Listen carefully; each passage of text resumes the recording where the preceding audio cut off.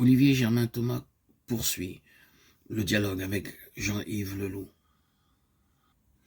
Allons maintenant au bord de la falaise, puisque tout ce que vous venez de dire n'a pas été vécu en vous comme des mots, ou comme une espèce d'émoi sentimental. Vous êtes carrément passé aux actes avec l'idée d'en finir avec cette incarnation. Oui, je dois l'avouer. Cette expérience de mort clinique qui fut un tournant dans mon existence a été à la fois subie et désirée. En tout cas inconsciemment, bien préparée par des excès, des fatigues, un épuisement de l'âme et du corps qui m'a conduit dans ce caniveau où l'on m'a ramassé et conduit à l'hôpital. Là, après avoir constaté un électroencéphalogramme plat, on m'a déclaré cliniquement mort. Et c'est à partir de cette expérience de mort, si on peut en parler ainsi, que j'ai pu recommencer à vivre, à me poser des questions.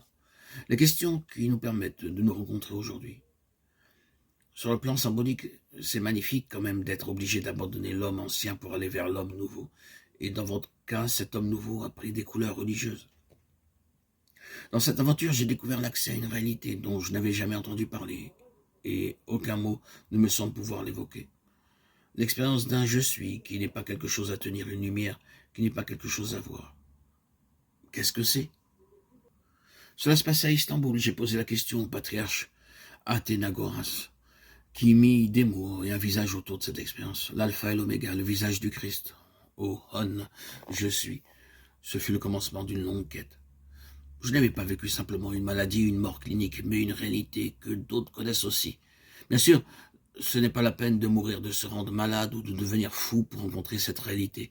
Mais pour moi, cela avait été nécessaire à cause de ce désir, sans doute prétentieux, de tout vérifier. Plus tard, j'ai compris qu'il était possible par la méditation, par l'écoute, du souffle de la présence qui est en toute chose de rejoindre ce je suis, qui n'est pas mon petit moi, mais le je suis de tout ce qui vit et respire, le sujet de l'être. Donc, tout de suite, vous êtes allé grâce peut-être à cette rencontre vers une explication de type spirituel.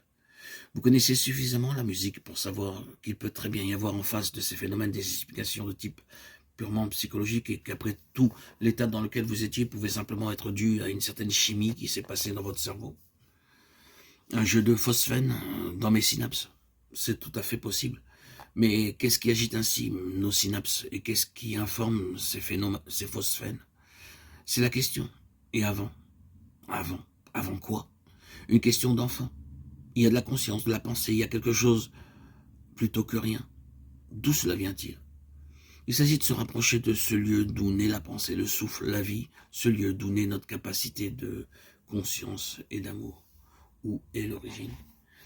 Il est difficile de parler de cette réalité parce que nous ne sommes plus dans l'espace-temps, donc plus dans le binaire, dans le noir et blanc, le bien et le mal, le ceci ou cela. Or, notre cerveau ne pense que par comparaison et par contraste. C'est pourquoi la poésie est si importante. Elle parle tout en se taisant.